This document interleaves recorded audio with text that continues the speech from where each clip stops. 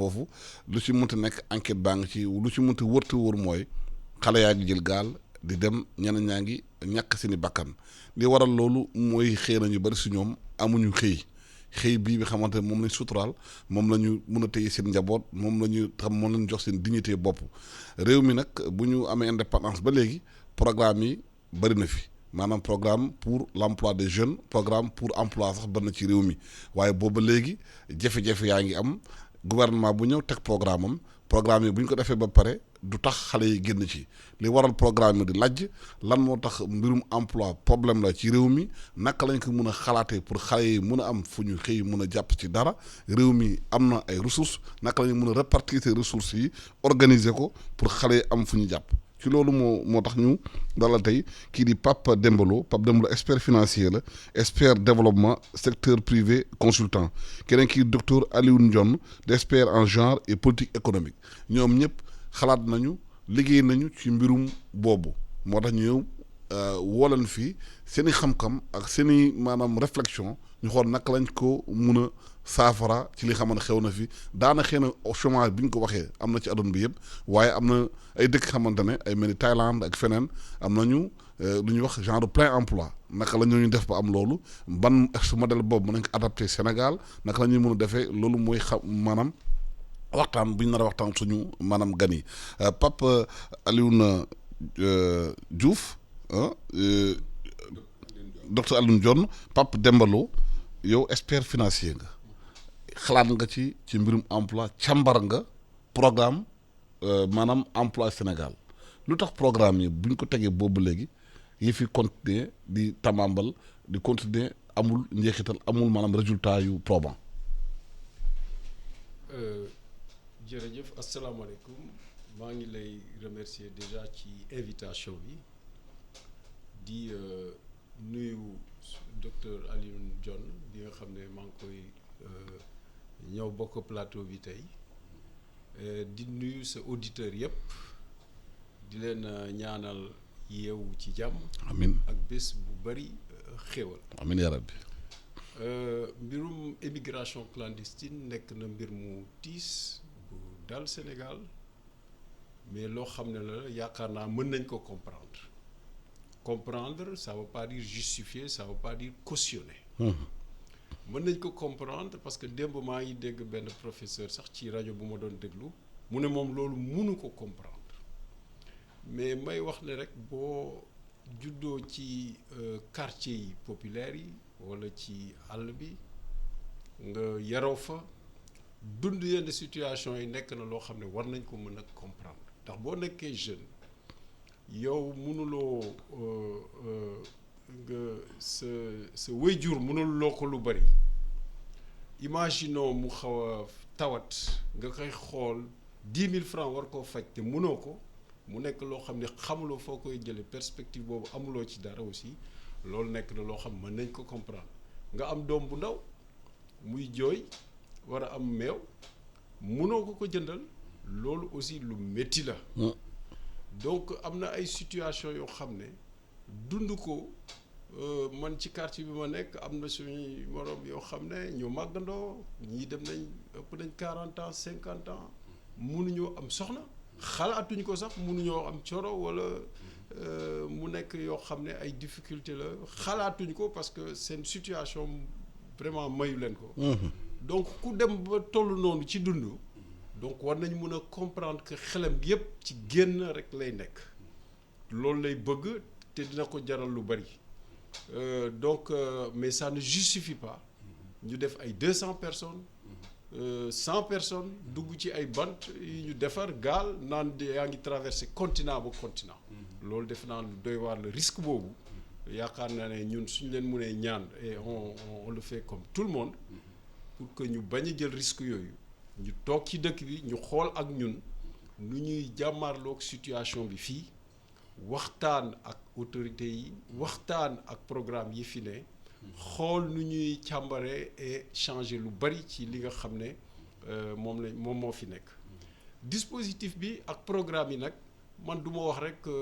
8 ans la durée par exemple depuis 2012 ça fait 30 ans c'est depuis aussi Abdou Abdou Diouf Diouf qu'on parlait de la direction de l'insertion et de la réinsertion. indépendance ba léegi Indépendance ba léegi. 60 ans. Exact. Mais dafay gën a tar. boo xoolee aussi bi ñu ñëwee ci temps Abdoulaye Wade aussi teg nañ fi ay FNPJ teg nañ fi ay mbir yu bari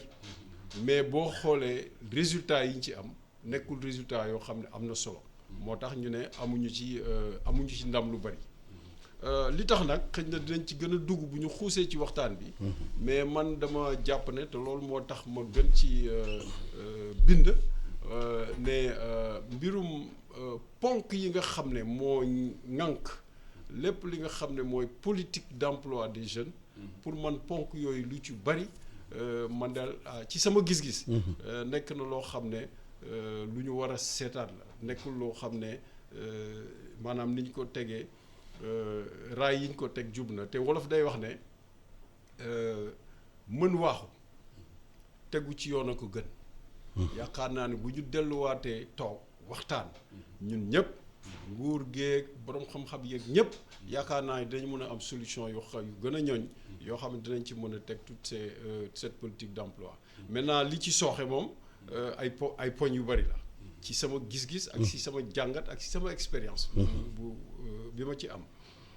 xaw ma ndax mën naa commencer tàmbale dugg ci poñ yooyu wala damay jox suma. waaw balaa ñu dugg ci poñ ñu dem gis docteur Aliou Dione moom tamit bu gis beneen expérience yi beneen réew liggéey ci beneen réew lu mel ni Thaïlande yow dem nga fa gis naka la ñu ñoom defee ba xale yooyu mun a am xëy modèle boobu ban modèle la est-ce que Sénégal mën na ko adapté ci réalité am. waaw may ma nuyu leen ba pare nuyu Pape Demba nuyu la nuyu auditeurs yi nga baal ma it ma jaale waale waajur yi nga xam ne ñàkkul ñu ngi ñuy déglu ndax boo ñuy waxee dañuy def émission ci wàllu immigration clandestine ñoom xëj na ñu ngi ci njàqare boo xam ne dañuy bëgg a comprendre lu tax donc du ñàkk ñu duñu déglu kon baax na ñu jaale leen defal leen ndax lii lu metti la bu loolu wéyee effectivement ni nga ko waxee damay sukkandiku rek ci fi ngeen commencé muy am na loo wax nga ne réew mi am na lu bari lu fi am Pape Demba it wax na ne wàllu immigration clandestine bi mënees na ko comprendre donte du lu ñuy justifier ma bëgg a wax ne effectivement mbir la boo xam ne faaw ñu xool càmbar ñun ci sunu dëkk lan moo waral bii situation am waaye it xool xëj na yenn dëkk yoo xam ne ñoom jànkonteeg wu ñu lu mel nii muy Thaïlande boobu nga xam dëkk la boo xam ne ñoom seen modèle dañ ko tuddee sufficiency economy philosophie maanaam xarañ gi nekk ci koom gu doy. yow da nga commencé ci kii bi ci émission bi nga tudd loolu Pape Demba wax na ay politique yu bëri yu ñu mettre en œuvre te ba tey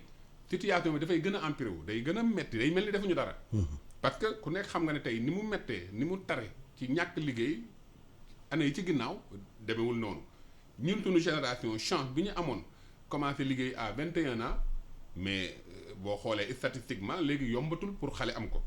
donc parce que emploi bi ak rythme démographique bi dëppoowul loolu mooy lan mooy maanaam moo tax am na toujours benn politique de l'autruche boo xam ne léegi-léegi dañ koy def bëgg a wax ne rek jël lépp teg ko ci démographie bi waaye boo xoolee même ñun démographie bu tax ñu war a am problème amaguñ ko. on n'est pas peuplé benn. donc lan moo waral loolu mooy richesse bi fi nekk yàlla dafa dogal maanaam dañ koo créé wul maanaam dañoo optimiser wul li fi nekk ñu war cee mën a génne koom war koo organiser ba ñëpp mën cee jot loolu mooy problème bi. Thaïlande boobu nag ñoom loolu lañ def maanaam koom gu doy mooy lan mooy boo xoolee gox yëpp am na alal gu fa nekk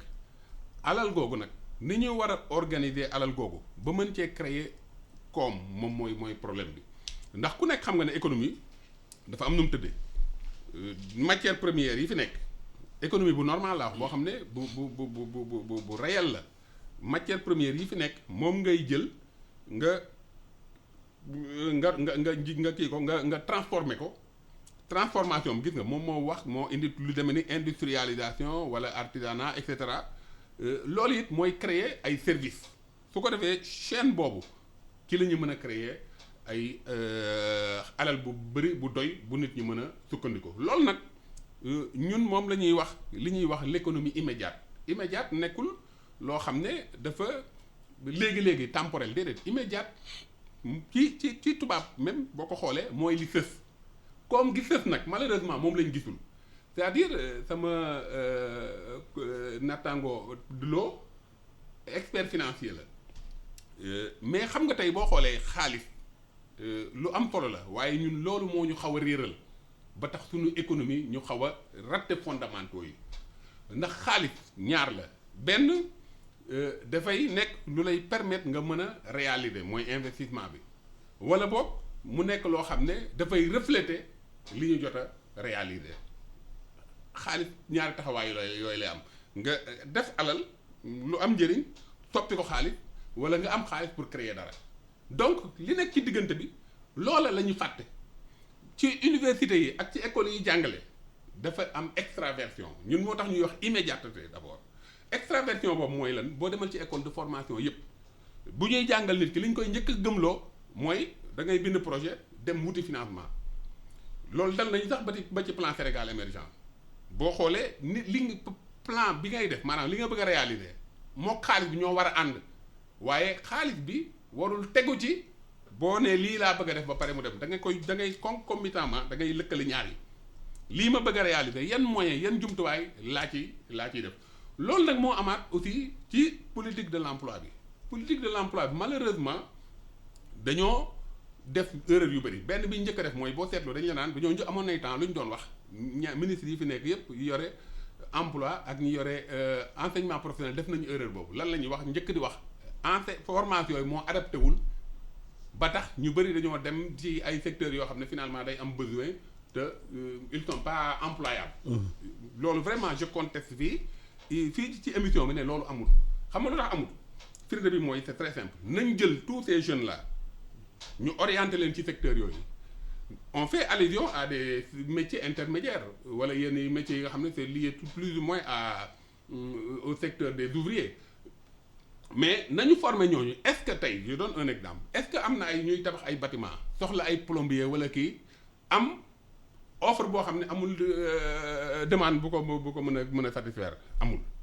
donc ça veut dire que kon loolu du problème bi mooy lan mooy koom gi fi nekk potentialité immédiate yi fi nekk yi fi sës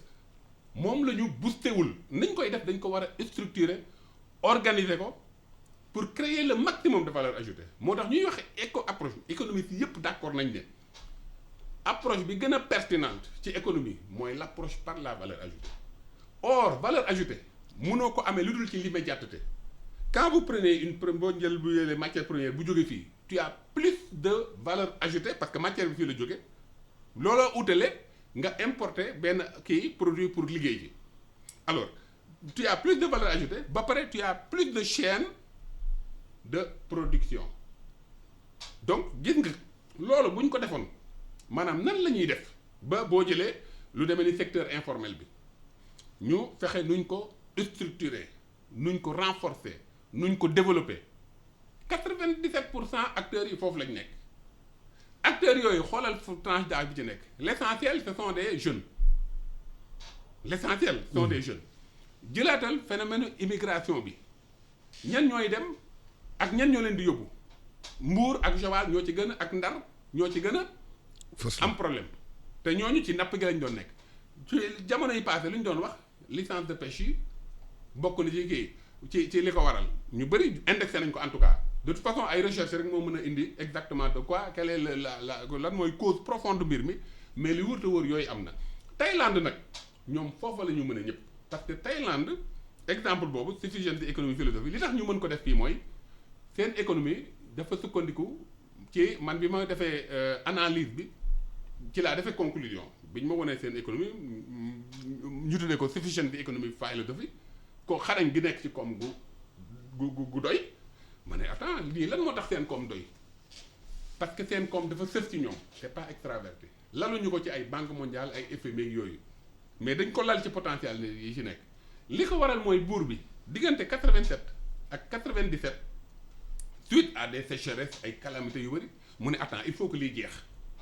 alors mu dem moom ci boppam dugg ci àll bi defal boppam diagnostic am yore camaraam kenn du ko nettali bi mu paree moom moo def découpage am en zone géographique ba pare wax université ne région mu nekk booster leen potentialité fa nekk alors loolu am na fi parce que ci biir boo gisee na mu ko defee dafa fexe ba gox bu nekk mu teg fa benn université boo xam ne day nekk université ak milieu articulation bi université milieu waaw université moom day gën a focaliser wu ci recherche ba pare sur le plan budgétaire aussi mu am approche boo xam ne dafay def de telle sorte que budget bi ci biir priorisation da koy orienter ci les secteurs les plus prioritaires mais les plus structurels alors parce que boo jëlee tey bu dee ñett yi ñooy priorité admettons éducation agriculture santé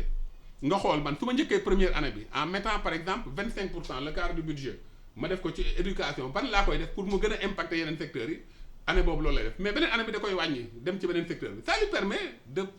poser des fondements structurels et ça lui permet maintenant d'être très réaliste parce que moom jël na à bras le corps les priorités donc loolu mooy li nga xam ne ñëpp war nañ ko mën a def parce que Thaïlande ñun ñoo ko rawoon sur le plan des agrégats macro parce que ñoom ils étaient plombés par ñaari phénomènes yu doy waar mooy prostitution bi mooy drogue bi premier pays destination tourisme sexuel premier pays producteur d'opium au monde ñun àgguñu woon foofu mais Thaïlande tey romb nañu alors que loolu la jël te loolu ñun am nañ potentialité yooyu parce que c'est le milieu. waaw monsieur Lo def lañu ay maanaam lu bëri ci ay programme yow dañoo séggee programme yëpp xoolaat ko càmbar ko li war a programme yi doxul. docteur wax na ponk yu bëri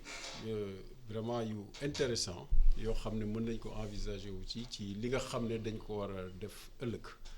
mais man damay gën a appesantir sur ce qui se sur les axes li ñuy woowee axe stratégique maanaam ponk yi ngànk doxalu xëyu ndaw yi ci réew mi li ma ciy jëkk relever mooy boo xoolee wax bi ñu ci gën a wax secteur bi ñu ciy gën a wax tey ce matin sax dégg naa ko ministre bi di ko wax mooy agriculture maanaam li ñuy gën a proposer jeunes yi maanaam ñëw leen mbay et man nag damay faral di wax ne ba déedéet mënuñoo jël jeunes yëpp ñu proposer leen que l'agriculture boo xoolee jeunes yu bari juddoo ñu ci réew taax yi lañ juddoo loolu lañ xam te la ñu jàng it nekk na ay compétences yoo xam ne du compétence su agricole donc ku jàng informatique ku nekk ingénieur ku nekk lii ak lële ñëpp nga ne leen dem leen bay yaakaar naa ne loolu quelque part am nañ jumte te nekk na loo xam ne aussi dafay wane aussi un petit peu un manque d'ambition waxuma ne il faut pas développer l'agriculture développer l'agriculture ak créer beaucoup d'emplois dans l'agriculture c'est deux choses différentes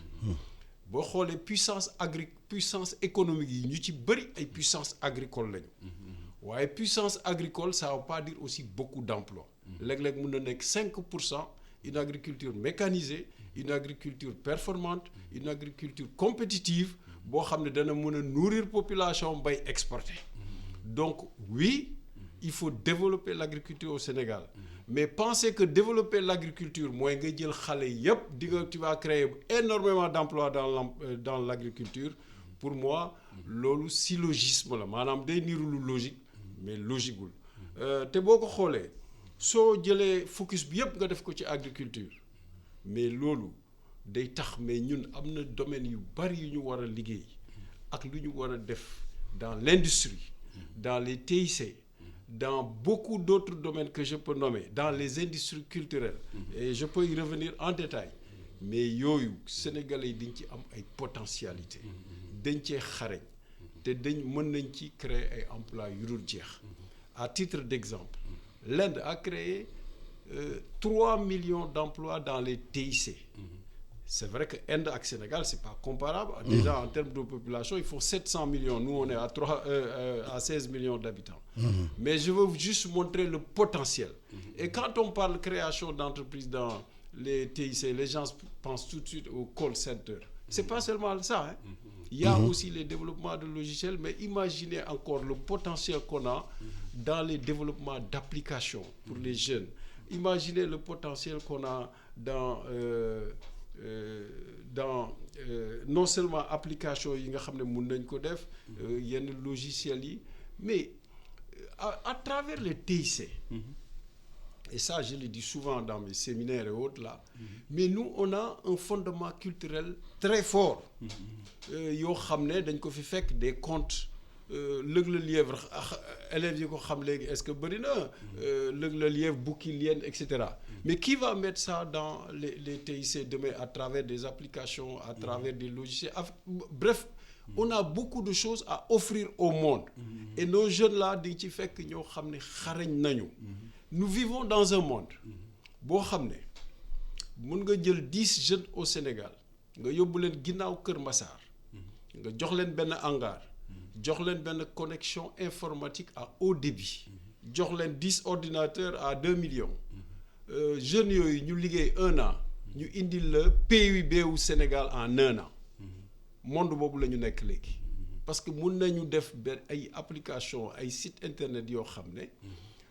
su ko chinois yeeg américains yi ñenn bëggee ça va se compter en milliards yu dul jeex donc tout le potentiel dans d'autres secteurs il faut pas l'oublier deuxièmement mais un pays quand il se développe quand il émerge bokk mais dafay am lu ñuy wax des produits industriels mooy li nga doon wax sànq maanaam ñu jël produit di ko transformer mais ñun le problème c'est que suñu produit yu bari mooy li nga doon wax ci valeur ajoutée bi ak création de richesse bi ñun dañuy jël matière première bi jaay dem toog te boo xoolee souvent matière première boobu lañ ñuy delloowaat dem liggéey ko seen dëkk créer ay milliers voire des millions d'emplois dellu si duñu ko jaayaat ñu perte dans l'article que j'ai écrit je montre que sans rentrer dans la polémique ou la discussion ci affaire pêche yi ba licence pêche yi mais soo amee jën mais mun nga ko jaay noonu mu dem mais ñun pour ñun jën boo ko amee da nga war a jouer avec jouer mooy da nga ko war a dugal say usine raxas ko dindi butit yi trier ko defar ko daggate ko defar ko ba mu rafet dugal ko congeler ko emballer ko et cetera j'emploie beaucoup de mots comme ça pour montrer qu'en fait il faut jouer avec le produit quand vous jouez avec le produit là où avec le même tonnage par exemple notre expert tunisien mais avec le même tonnage de poisson la Tunisie a 8 fois ou 9 fois plus d'argent que le Sénégal. Mais la différence c'est que les Tunisiens prennent le produit. dañ koy jël. di foo ak produit damay wax foo rek mais en fait dañu koy liggéey. liggéey boobu nag mooy emploi. boo jëlee ay jigéen yu bari ñii di raxas ñii di defar lii nga def benn usine. ak jeunes yi di liggéey et cetera. c'est ça l'emploi. c'est la même chose ci gerte bi et mën naa ko étendre ci produit yu bari. boo jëloon gerte tey. mës naa dégg sax at yële passé man loolu d'accord ma ci woon trop président doon wax ne bon léegi dañuy jaay gerte waa Chine waa Turquie man loolu bi ma ko déggee damaa xaw tiit dama ne loolu moom foog ñu dellu ci gannaaw gerte bi bu ñu ko amee dañu koy téye même bu ñu ko deful diwlin gerte léegi boo xoolee amul café booy dugg ci monde bi te jëluñu gerte jox la boo demee Europe ak partout boo ubbee dañuy ubbi ay genre sachet nii polyéthylène mais bu ñu tijjee rek da ngay gis ne from USA maanaam américains yi dañuy produire gerte c'est d'ailleurs ñoo Sénégal vraiment dañuy concurrence ci production gerte mais gerte boobu dañu koy jël travailler ko ba benn gerte du génn comme ça yépp c'est produit là-bas mais ñun bu dul sax diwlin lu ñu mën a def ci gerte bi ak bari te loolu ñu ciy def yépp ay emploi yu dul jeex la te boroom xam-xam yi koy def ñu ngi fi am na ñu bari ay seniors yoo xam ne ay directeurs techniques la ñu woon ñi nga xam ne ay liggéey nañ ci usines yi kon a Sonacos bref il y a un potentiel énorme mun naa continuer noonu nag pour wane ne en dehors de l'agriculture mun nañu aussi boo duggee damay faral di joxe exemple aussi man leen mais si soo leen bëggee xam lan mooy emploi pourquoi amuñu emploi mais dugg leen ci grande surface yi boo duggee ci grande surface yi et ça il y a très peu de Sénégalais maanaam lu néew luy prêter attention ci li ñuy def dañuy dugg jënd yoo xam ne liggéey bañ ci def valeur ajoutée biñ ci def dafa amul solo waaye bitim réew lañ ko defee te boo xoolee matière première bi souvent la ñëw souvent si ñun la jógee da ngay gis ñoo xam ne dañuy ñëw sax ci rayon yi jël ay mbuus yoo xam ne xam nga lañ ci def légumes yu ñu daggate raxas ko ba mu rafet dugal ci ay mbuus exporté vers le Sénégal mais loolu waruñu ko mun a nangu ndax légumes yi très souvent Afrique gii lay jógee ay Burkina Faso haricot Sénégal dañuy defar légumes mais loolu bu ñu ko doon jël di ko defal suñu bopp et boo xoolee rayons yi yu ci bëri ci produit yooyu war nañ ko mën a defee fii mais loolu il faut que ñu am ay stratégies yoo xam ne dañ ciy taxaw ma jeexale ci ponk agriculture bi benn point bu ndaw rek mooy li ñuy wax industrie culturelle boo xoolee Sénégal wane na léegi mën nañu def ay film mën nañ def ay série yoo xam ne yeneen pays africains yi wala bu ko weesoo sax dañu koy bëgg mais état bi war na mën a accompagner loolu accompagner ça veut pas dire nga jëndal leen ay caméra ak yooyu rek mais comme nigérians yi ni ñuy def dem ci benn localité def fa benn li ñuy wax village construire leen ay village maanaam ñun village nañ doon dundee daaw construire leen ay je ne sais pas moi ay bâtiments et cetera yoo xam dinañ ci mën a tourner boobu mooy ñun suñu culture mais ñun bi ñu nekkee xale dañ daan dem Sorano di seetaan ay pièces de théâtre ay Los de Morlam y a beaucoup de choses ici yoo xam ne mais ñooñu war nañ mën a dekkaliwaat culture boobu et day remplir deux fonctions benn bi dina joxe emploi yu bari ci côté boobu parce que dina indi surtout koom-koom mais surtout dina tax xale yi aussi gën a xam seen culture donc ci loolu laay jeexale rek pour montrer que ak stratégie agriculture seulement jël rek di ko wax c'est important l'agriculture il faut la développer mais ne proposer que l'agriculture aux jeunes me semble benn syllogisme beneen point boo xam ne mën naa ci enchaîner ak tuuti rek balaa may ñëw si yeneen damay faral di dégg aussi ñu wax bon man damay ne nit yi dañuy wax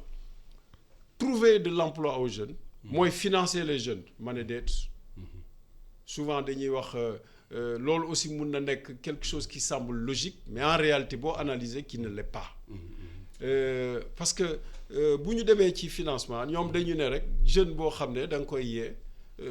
former ko tàggat ko benn 15 jours defal ko projet jox ko 4 millions ak yooyu man loolu xam nga nu ma ko tuddee may laa ko tuddee c'est donné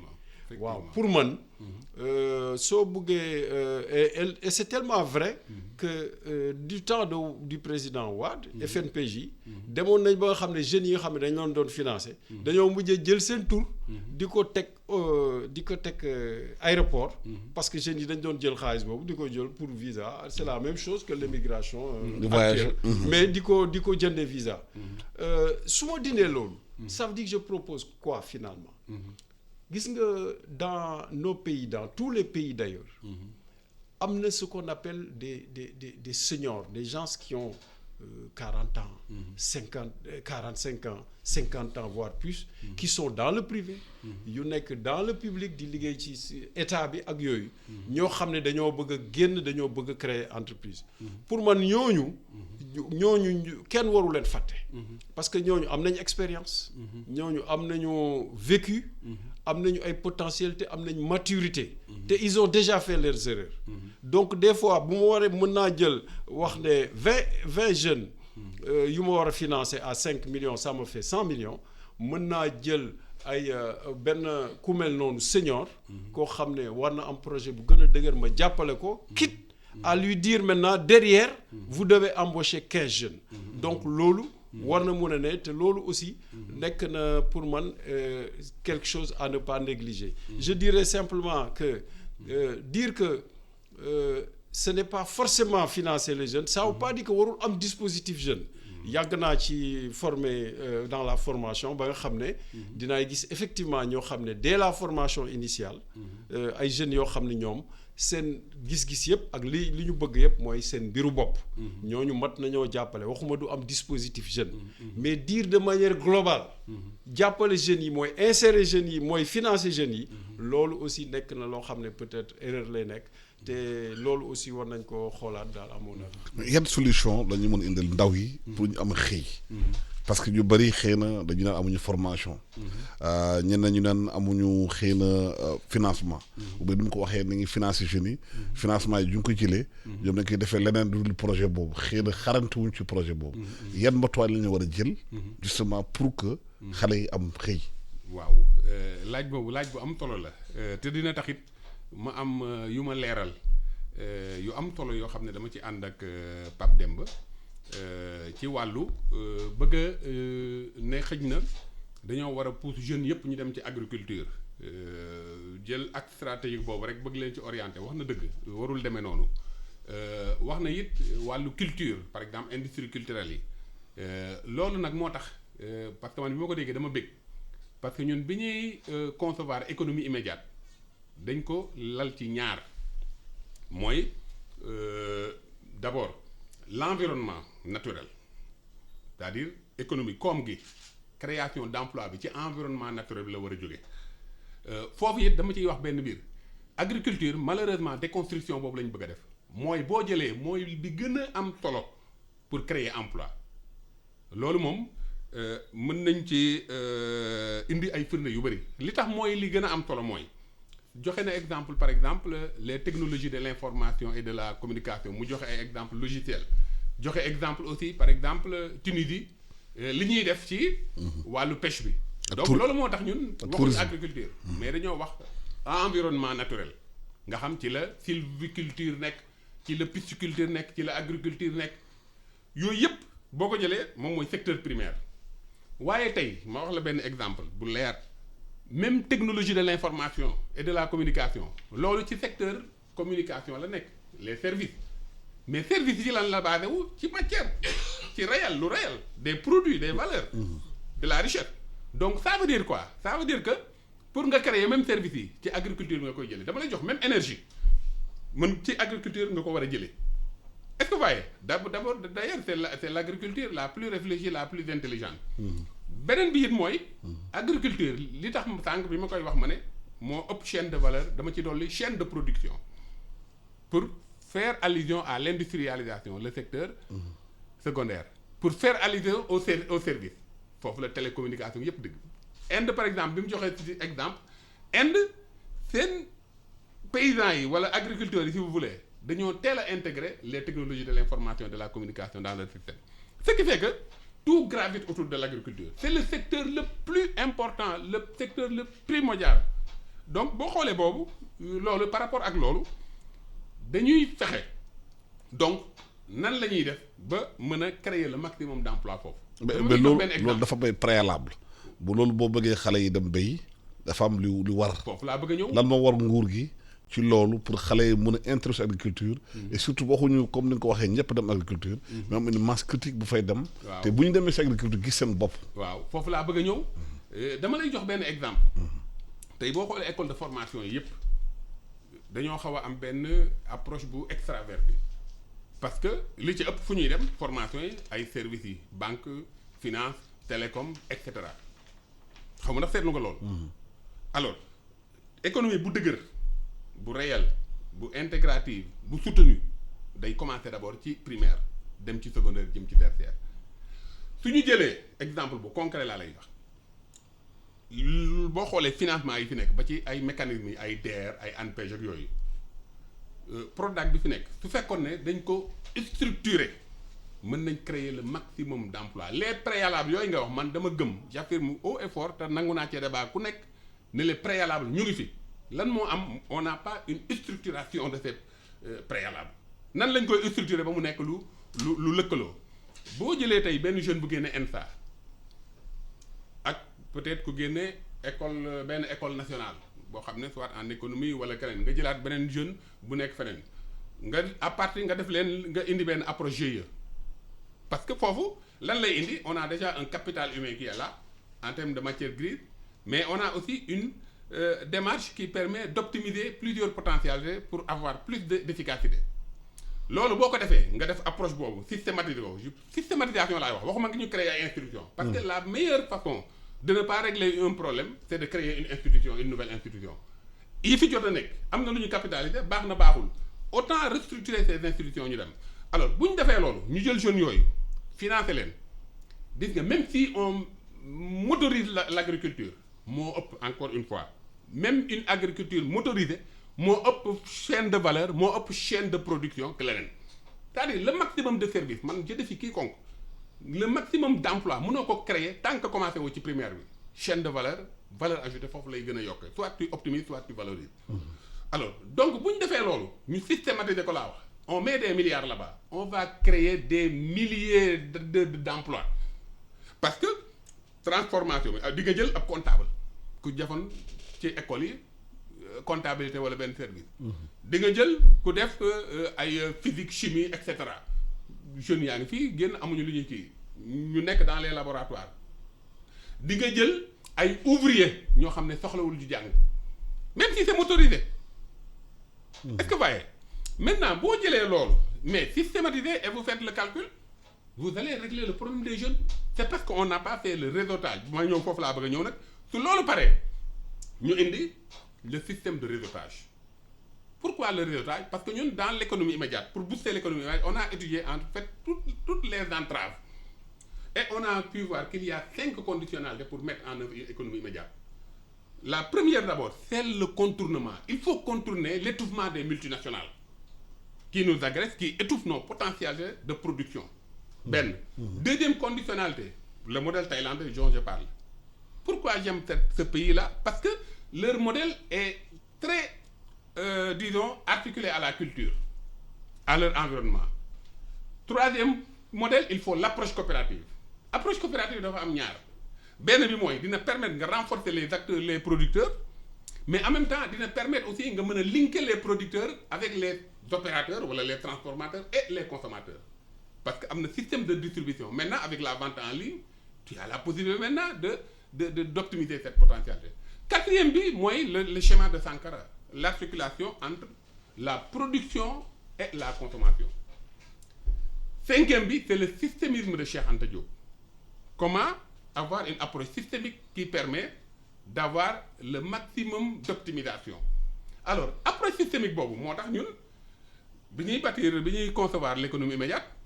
on s'est dit que il faut que cette économie basée sur l'environnement naturel et sur la culture pourquoi la culture parce que c'est pour prendre en compte moo tax il a parfaitement raison waruñu orienter ñëpp ci agriculture y a les autres secteurs culture ci ngay créer l'industrie culturelle donc tout ce qu'on fait est culturel tout ce que l'on fait tout ce qui est lié à une dimension anthropologique est culturel alors donc vous créez une économie à partir de ça ça veut dire que si c'est culturel ça veut dire que c'est en vous donc on va vraiment avoir l'économie à notre portée l'économie sera à notre proximité et l'argent maintenant qui va permettre de booster cette économie est déjà disponible parce qu'on a déjà intégré la valeur non monétaire à travers la culture donc si on fait ça dama la ne on n'a pas besoin man je défie quiconque su ñu ko defee approche boobu on va dans un très bref délai régler le problème de l'emploi des jeunes waaye taxaw naan parce que emploi bi dafa adapté wul parce que voilà mënuñu ñëpp non yooyu ay wax la yoo xam ne vraiment man je suis désolé les potentiels ñu ngi fi la preuve Afrique moo ëpp potentialité sur tous les plans que tous les autres continents loolu yéen mën ngeen ko confirmer du point de vue de la jeunesse de la population on a une population de 70% de jeunes je vous ai dit que le secteur informel est 97% de la production mais 97% mais formaliser ko structurer ko développer ko vous allez voir que le pays va bouger parce que 97% yooyu li ñuy indi ci PIB bi amul solo donc su ko changer qu'est-ce que ça veut dire on va changer les agrégats macroéconomiques. gouvernement bi annoncé na création ministère de l'artisanat et de la transformation de l'informel yaakaar nga ne solution la ci problème yi. damay wax ne tentative la rek pour am solution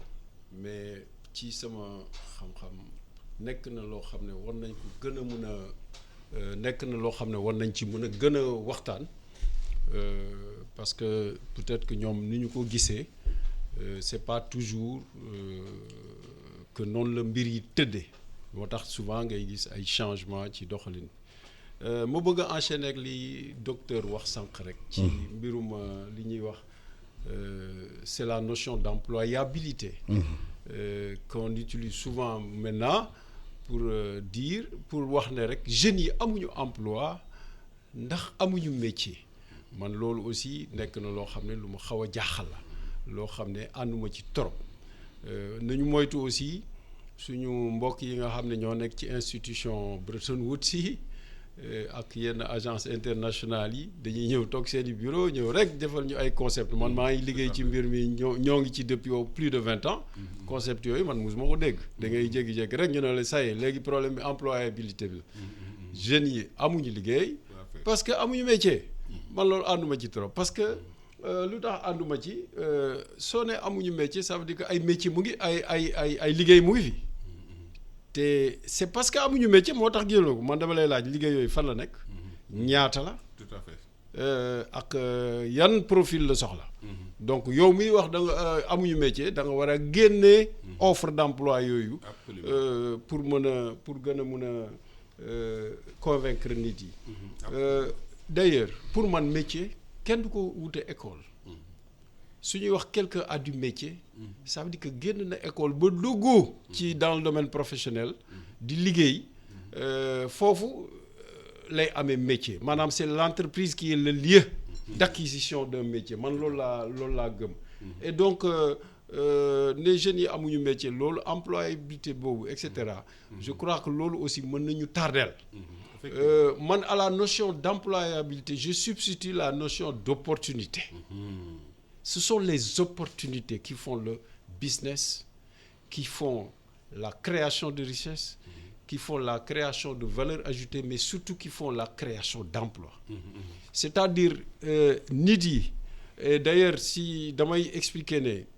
en matière de création d'entreprise parce que pour moi régler le problème de l'emploi c'est régler le problème du nombre d'entreprises il nous faut créer beaucoup d'entreprises dans ce pays créer de l'entreprise nag c'est pas le financement qu'il faut mettre en avant attention c'est un expert financier mooy wax bu ma waxee nit yi mun nañ jaaxle sax parce que souvent boo waxee rek ñu ne la financement man dama leen di wax mbir mi du financement je ne waxuma ne financement important wul mais li gën a important mooy opportunité et loolu c'est ma théorie man le moteur c'est le chiffre d'affaires le moteur c'est les opportunités gis nga boo créer ay opportunités dans un pays soxla woo sax yenn financement yu rëy yi nga teg ko nit yi seen bopp dinañ trouver les voies et moyens pour saisir les opportunités entreprise wala entrepreneur du financer du investir simplement parce que xaalis teew na du ko def mukk ce qui se passe day investir pour saisir des opportunités parce que am na marché am na demande bu bees am na demande buy yéeg mu xool ne su ma defee nii ak nii war naa mën a jaay mais xaalis teew na rek loolu moom laaj ko entrepreneur actuel yi ak dirigeant d'entreprise yi parce que banquiers yi dañ leen di seet si guddeeg bëccëg waaw mun naa la jox fii 500 millions mun naa la jox 1 milliard mais ñu ci bari léeg-léeg du ñu jël parce que ça suppose qu'ils voient les opportunités yi mën a rentabiliser financement boobu donc à concevoir benn politique d'emploi et mettre en avant que le financement ça aussi man syllogisme lay niroog man et donc loolu aussi war nañ ko xoolaat ce qu'il faut mettre c'est les opportunités yooyu nag ki ko gën a mën a structurer ki ko gën a mën a teg ci réew mi mooy état bi il faut mu am état stratège buy gis comment aménager des opportunités pour les Sénégalais et honnêtement man dama leen respecter parce que boo voyager rek di nga gis ne c'est des entrepreneurs nés il y en a beaucoup qui sont des y en a yoo xam ne dans l'informel ou autre li ñuy wax l'informel mën nañu saisir ay opportunités tout seul mais il faut que état bi mooy loolu ngay wax ci aménagement des opportunités et cetera opportunités yooyu mooy offrir perspective absolument mooy offrir perspective jeunes yi ba nga xam ne léegi perspective boobu bu ñu ko gisee xëy na tentative de sortie du pays yi ñu doon def yëpp xëy na dinañ ci mën a dellu gannaaw moo tax ma ne état bi nag mooy aménager mooy catalyseur d'opportunités par la commande publique c'est pas seulement léeg-léeg par des décrets rek mun nga créer ay milliers d'emplois mais xoolal filière avicole maanaam mbirum ginaar yi dañu am décret boo xam ne 2005 la. mu ngi jóge woon ci grippe aviaire bi. pour ñu craindre. que contamination mu am ay voilà gis nga décret boobu. moo protéger filière bi ba léegi. su décret boobu jógee. boo moytul 30 wala 40 000 emplois day nërmelu. ça veut dire que quelque part. derrière la notion d'opportunité il y a la notion de protectionnisme. de protéger un peu des secteurs. donc loolu. il faut que état bi di si liggéey. su fekkee sànq maa ngi doon jox exemple ay légumes. mais boo duggee suñu supermarché dugg naa benn supermarché benn jour. Je peux le nommer le nom parce que kii racheté nañ ko c'était Citidia à l'époque. xam nga lan laa fa fekk ñu nekk ci rayon yi. croissant. croissant yi nga xam ne restaurant bu ne da ko benn du moins pâtisserie bu ne da koy defar. mais dañu ko defar def ko emballé ko. importé. mais xam nga bu fekkee dañuy importer n'importe quoi dans un pays. eh ben on n'importe que. De la pauvreté. Et emploi yi aussi du mën a taxawee noonu. donc loolu ñuy liggéey yëpp. liggéey yooyu yëpp ñu war a gis et cetera. yooyu mooy emploi yi ñu war a offrir jeunes yi. et je crois que c'est extrêmement important. am na fu mu junj fu am solo. ci commande publique bi. maanaam état bi war naa mën a jël xëy na lépp lu ñu commande publique. jox ko entreprise sénégalaise yi d'abord. fexe ba ñooñu am doole. séddoo commande bi mun ko liggéey mun a créer opportunité. parce que fekkee commande publique bi dafa am entreprise étrangère yu ëpp doole entreprise sénégalaise di compétir ak ñoom. di gagner commande publique. mooy da ngay dugal sa xaalis génnee ko bitim réew. bien sûr man moom laay wax. parce que commande publique mooy souveraineté nationale. foofu nag laa bëggoon a ñëw parce que loolu laay wax extraversion bi dama am chance ndeysaan gis le professeur Samir Rami à Saly avant muy décédé 1 mois avant muy décédé d'ailleurs moom laa njëkk a waxtaanal ci le concept d'économie immédiate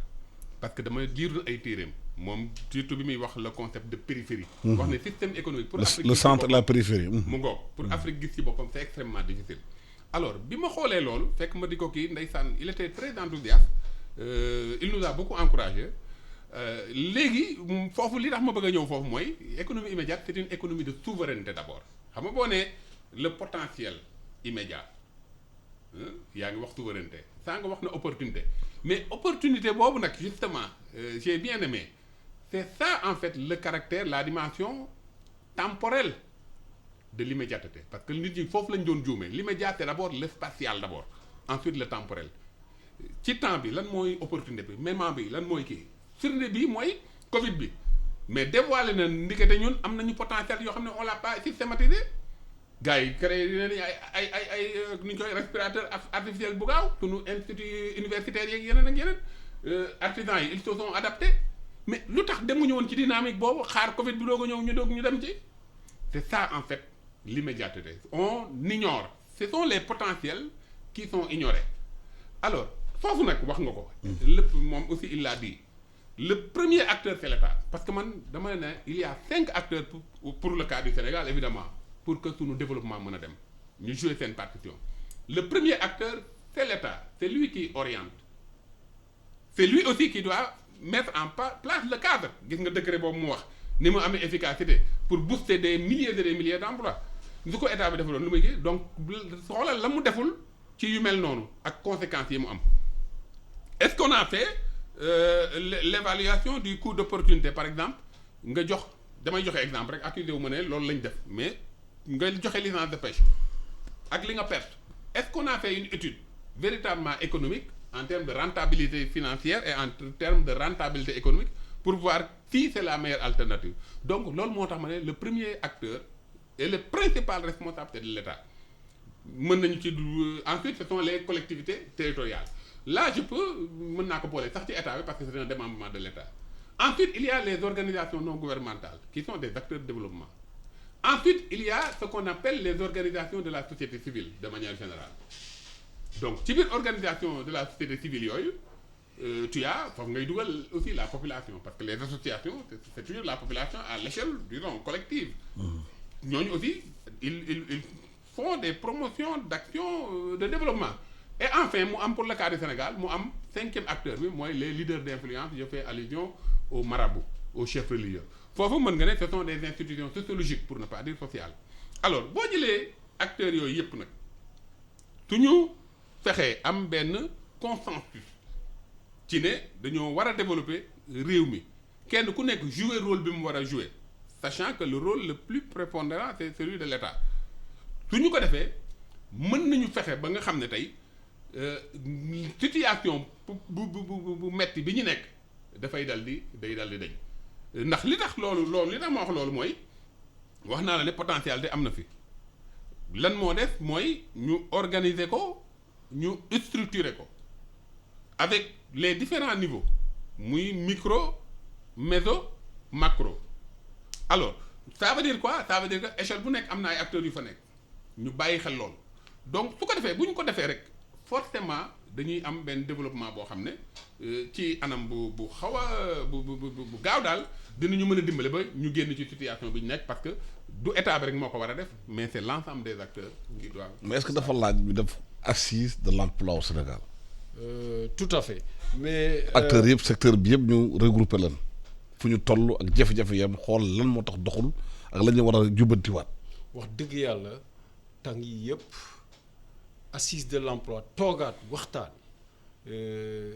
entre ñi nga xam ne yëpp am nañ ci xalaat nekk na loo xam ne dama ko xalaat comme yow loo xam ne je vois que c'est une nécessité parce que lii déconstruction yi ñuy def yëpp mais ça veut dire que ak structure yi ni ñu ko mettre en place maanaam yi nga xam ne ñoo war a liggéey pour ci liggéey ci liggéeyu ndaw yi mais structure yooyu ñi ngi en place ñi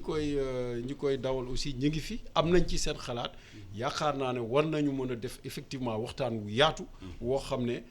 mbir moom dañuy tegaat yépp ci suuf moo tax pour man il faut quand même remettre les choses à zéro ñu toogaat waxtaan et ne pas nekk fii di répéter schéma wu Banque mondiale FMI et cetera qu'on vienne avec nos propres savoirs yépp ñi nga xam ne nekk nañ sur le terrain liggéey xam parce que souvent ñun dañuy liggéey ak ñoom mais rapports yi souvent sax sénégalais yi ñoo koy bind derrière et autres donc suñu propre xam-xam mais soo ma mayee am na ñaari points yu ma bëgg a daaneel rek parce que temps bi kii da nga wax commande publique bi commande publique lu am solo la souvent nag autorités yi dañ ciy répondre comme quoi 25% de la commande publique est allée au PME et cetera il faut aller plus loin dans l'analyse soo jëlee commande publique nga jox ko benn entreprise sénégalaise mu dem Chine wala Dubaï jënd matériel ñëw satisfaire commande bi kooku mun nga wax commande publique bi ci entreprise sénégalaise la dem en réalité demoon dans le domaine national xaalis boobu génn na donc il faut aller plus loin dans les analyses yi ñuy def ci commande il faut que ça soit sur place moo tax tout ce qui est menuiserie locale yooyu ñuy wax mobilier national il faut prêter une attention beaucoup plus rigoureuse ci yu mel noonu deuxième point bi ma bëggoon wax moo te question boo ma laajoon la sur l'informel da nga ma ne woon informel nekk est-ce que nekk na loo xam ne